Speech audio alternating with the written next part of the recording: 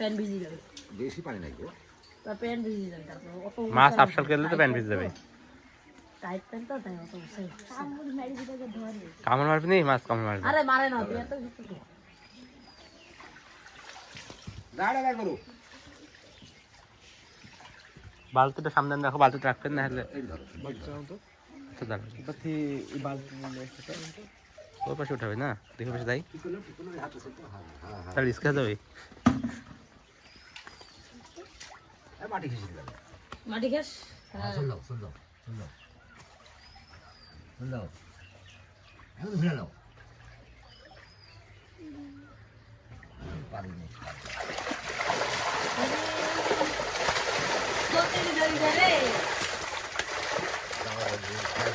বড় বিশাল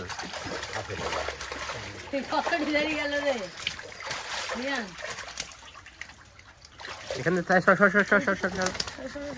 দলতে দাও ডলতে দাও ডলতে দাও তো ভেজে দাও ডলতে বড় ধর খালি মারবি তোরা সব কাটা মারা চাচ্ছি না মাছ বেটা পাঙ্গাস ধরো ওই ওই ওই তো কাব্বা বলিস ওই হট মেরে ফেলো না